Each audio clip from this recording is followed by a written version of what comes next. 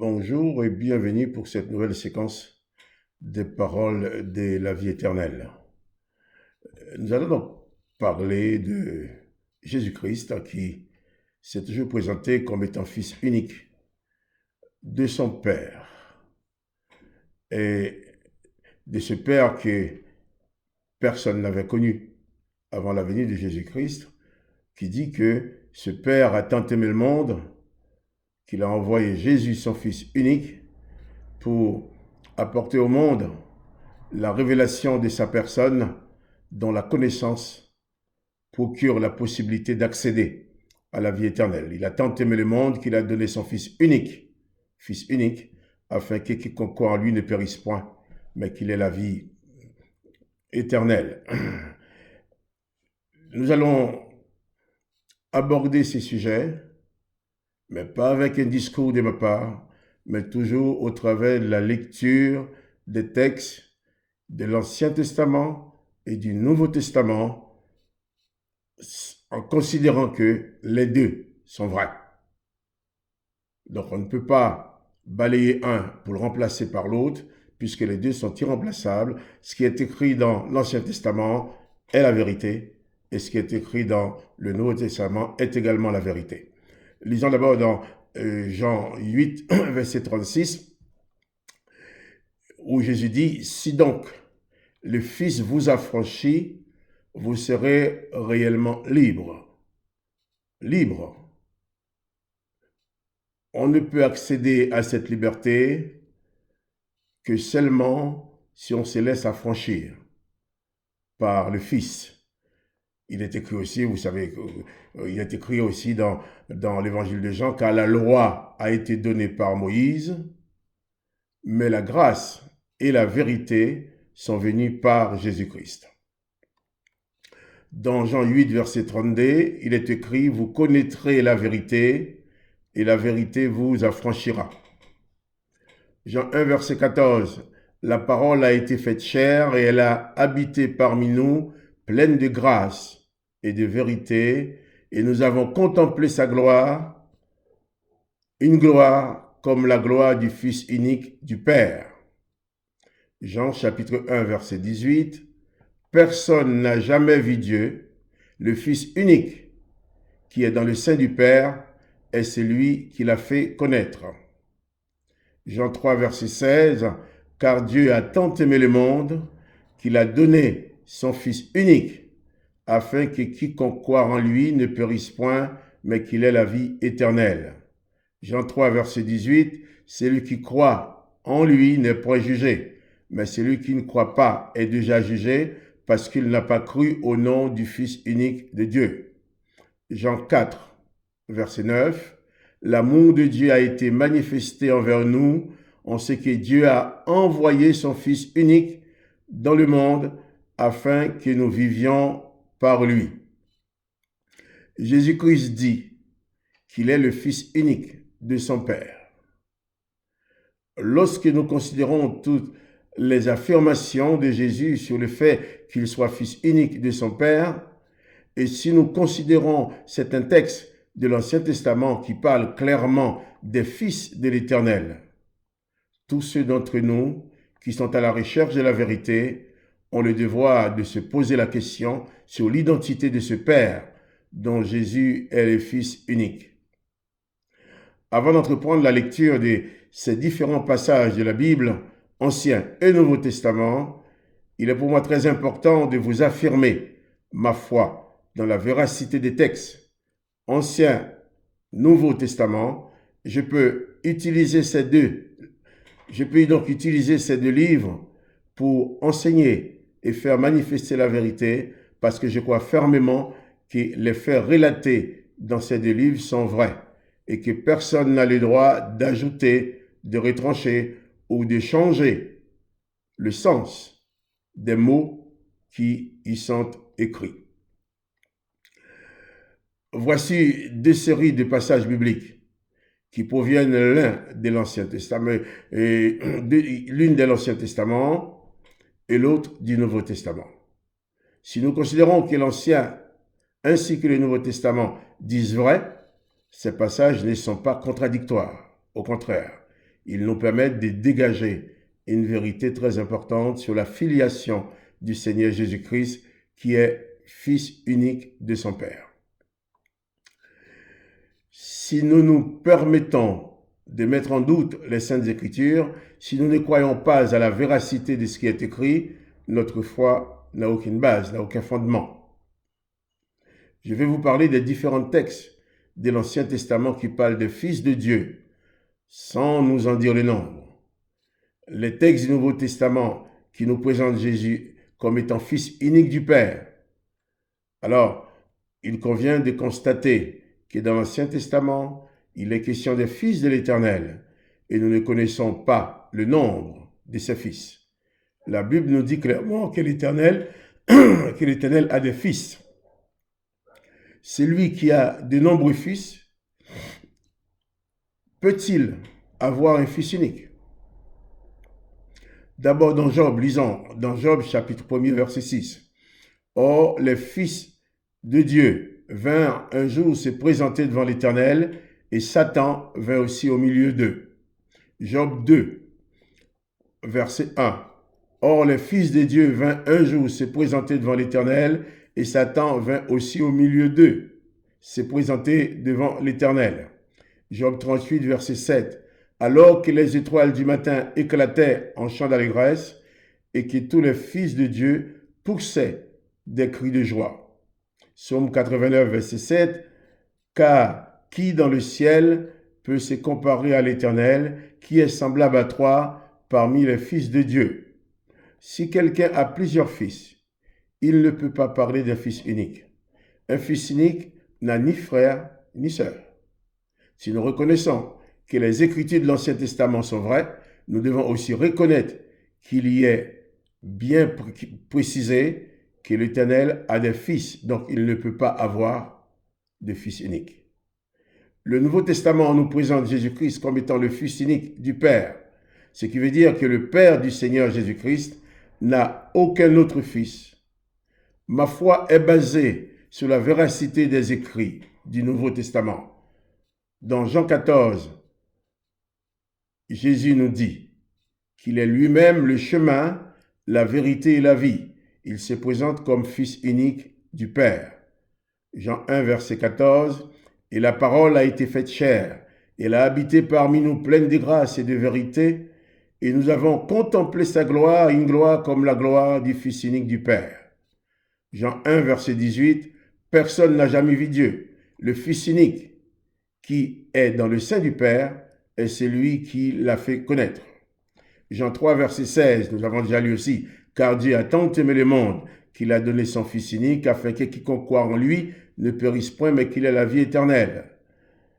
Jean 3, verset 18, celui qui croit en lui n'est point jugé, mais celui qui ne croit pas est déjà jugé parce qu'il n'a pas cru au nom du Fils unique de Dieu. Jean 4, verset 9, l'amour de Dieu a été manifesté envers nous, en ce que Dieu a envoyé son Fils unique dans le monde afin que nous vivions par lui. Si nous admettons que l'Ancien et le Nouveau Testament sont vrais, nous devons tout simplement constater que la comparaison des textes de l'Ancien Testament qui parlent des fils de l'Éternel et des textes du Nouveau Testament qui parlent de Jésus-Christ, Fils unique du Père, nous montre clairement que Jésus-Christ ne peut pas être le Fils unique de l'Éternel, qui a déjà beaucoup d'autres fils dont nous n'en connaissons pas le nombre. C'est certainement l'une des raisons pour laquelle Jésus nous a demandé d'adresser toutes nos prières au Père en son nom. Et lui-même n'a jamais adressé aucune prière à l'Éternel des armées. Pour arriver à concilier le conciliable, des commentateurs ont fait croire que lorsqu'il est écrit « Fils de Dieu » dans l'Ancien Testament, ce sont des anges ou des hommes. C'est impossible.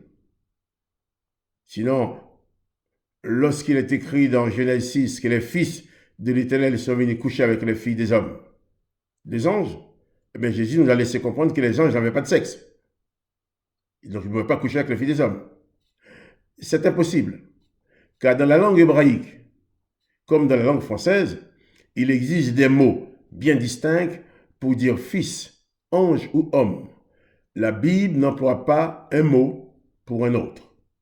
Le Seigneur Jésus dit, Jean 8, verset 32, « Vous connaîtrez la vérité, et la vérité vous affranchira. » Les disciples de Jésus, qui étaient tous des Juifs, connaissaient l'Éternel des armées. C'étaient des Juifs, ils connaissaient l'Éternel des armées. Et ils avaient bien remarqué que Jésus, leur maître, ne parlait que de son Père. Il n'avait jamais prononcé le nom de l'Éternel dans ses enseignements, ni dans ses prières. Ils ont dû commencer à se poser la question à savoir, mais qui est ce Père dont il nous parle? À chaque fois, sans prononcer le nom de l'Éternel des armées. Philippe finit par lui poser la grande question. Qui est ce Père dont tu nous parles? Montre-nous le Père, cela nous suffit. Jean 14, verset 4 à 11. Vous savez où je vais et vous en savez le chemin. Thomas lui dit, Seigneur, nous ne savons pas où tu vas. Comment pouvons-nous en savoir le chemin? Jésus lui dit, je suis le chemin, la vérité et la vie. Nul ne vient au Père que par moi.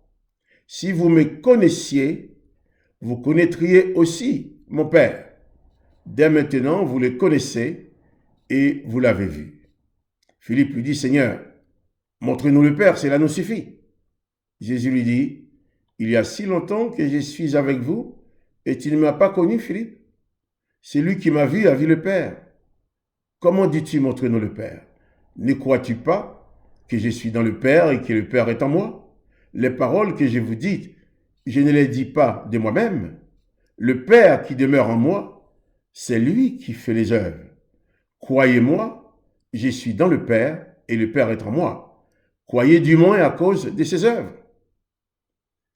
Philippe s'attendait peut-être à ce que Jésus-Christ leur dise que le Père en question était l'Éternel des armées qu'ils connaissent et qu'ils adorent dans les synagogues. Mais non. Jésus lui répond, il y a si longtemps que je suis avec toi, avec vous, et tu ne m'as pas connu. Celui qui m'a vu a vu le Père. Comment dis-tu, montre-nous le Père? Croyez-moi, je suis dans le Père et le Père est en moi. Croyez du moins à cause de ses œuvres. Jésus leur cite cet exemple. Jésus leur cite en exemple ces œuvres qui sont opposées aux œuvres de l'Éternel. Il y a aussi des enseignements de Jésus-Christ qui sont opposés aux ordonnances de l'Éternel.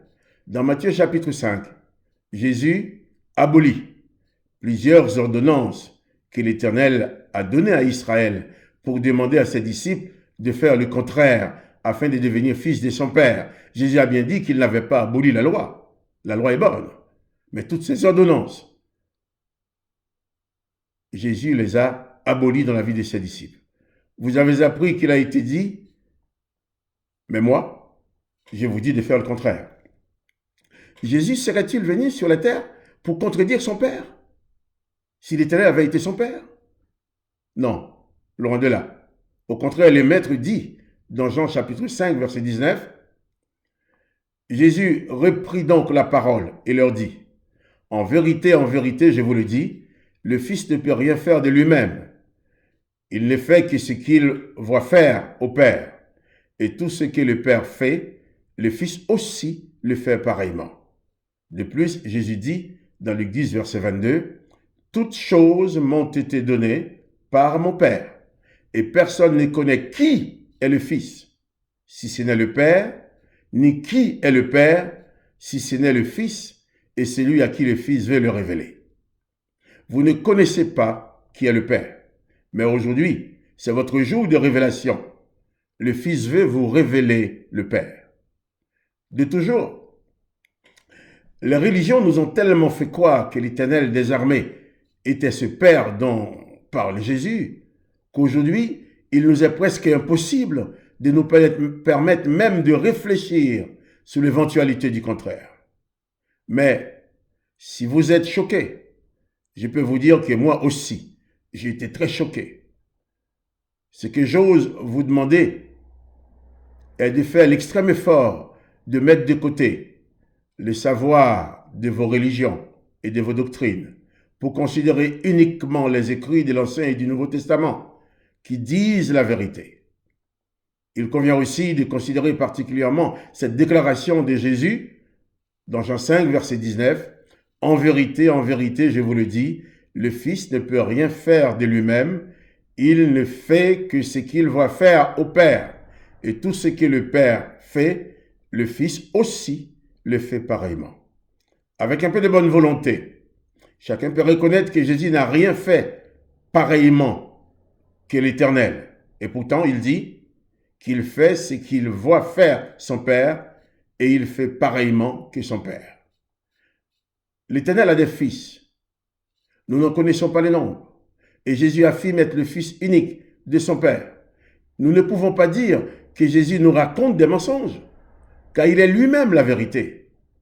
Jésus ordonne de pratiquer le contraire des ordonnances de l'Éternel. Et pourtant, il dit en vérité, je vous le dis, le Fils ne peut rien faire de lui-même.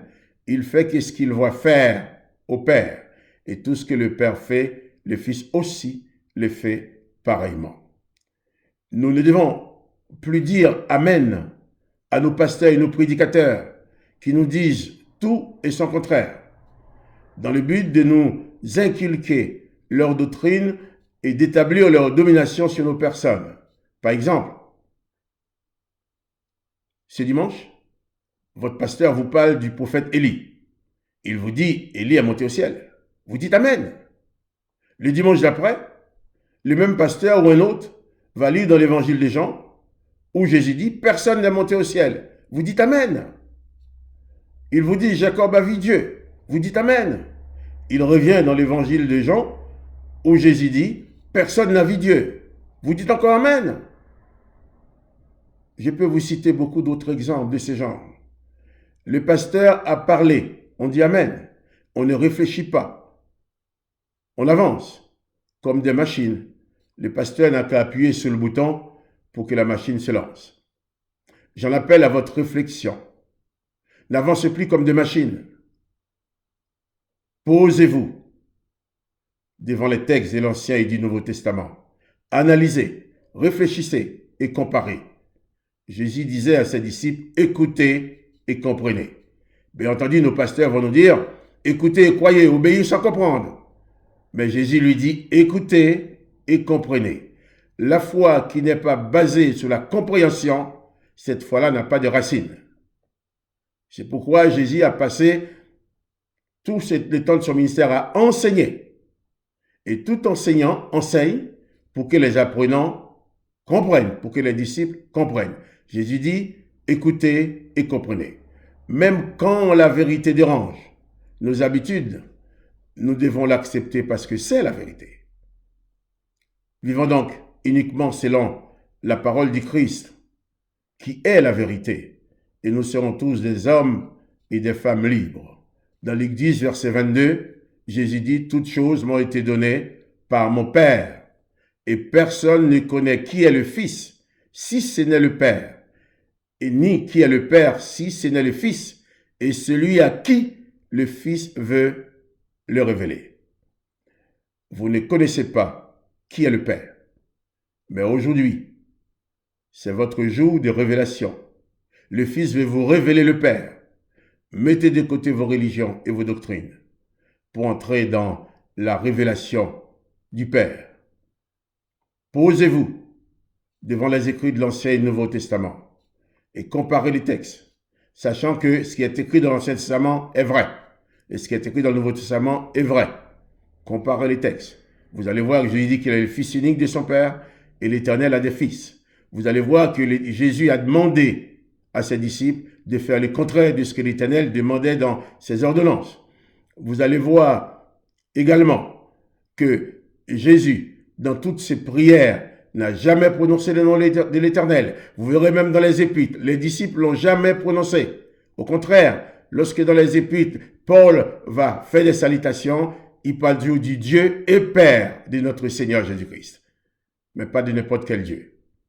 Alors nous allons certainement revenir sur ces sujets, je pense qu'il suscitera beaucoup de questions. Si vous avez des questions, posez la question sur YouTube, posez la question sur la chaîne et vous aurez, à chaque question, il y aura une réponse. Le but, c'est de nous affranchir de toutes ces doctrines, de tous ces enseignements qui sont donnés, qui nous éloignent du Christ, tout en y disant que c'est de la part du Seigneur Jésus. Il y a beaucoup de mensonges que l'on raconte sous le dos. Je laisse sur le dos de Jésus, oui. Mais posez-vous, prenez les textes de la Bible. Ne permettez plus à vous, pasteurs, de vous dire, quand il a écrit serpent, c'est pas serpent, ça veut dire Satan. Quand il a écrit fils, ça veut pas dire fils, ça veut dire ange. Alors, si quand il a écrit fils, ça veut dire ange, quand il a écrit ange, alors, qu'est-ce que ça veut dire? Chaque mot a sa valeur.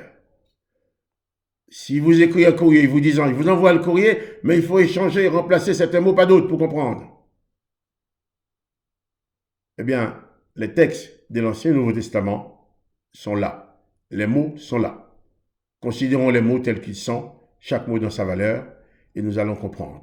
Le but, ce n'est pas dire j'appartiens à telle religion, telle doctrine, tel pasteur, je suis d'accord avec ci, je ne suis pas d'accord avec ça. Il n'est pas question d'être d'accord ou d'être pas d'accord. Il est question d'un texte qui est écrit. On prend les textes tels qu'il est. L'Éternel a des multiples fils et Jésus est le fils unique de son Père. Réfléchissez. Réfléchissez à cette parole de Jésus qui dit « Personne ne connaît qui est le Père, si ce n'est le Fils, et c'est lui à qui le Fils veut le révéler. » Laissez-vous pénétrer aujourd'hui par la révélation du Père de Jésus-Christ. Et ça changera votre vie, ça changera votre vue aussi à l'égard des autres. Que le nom du Seigneur Jésus-Christ soit béni, que sa grâce nous accompagne, et à bientôt pour une autre séquence des paroles de la vie éternelle. J'attends vos questions. Si vous avez des questions, posez-les et nous allons pouvoir trouver les réponses dans l'Ancien et le Nouveau Testament. Que la grâce du Christ soit sur vous.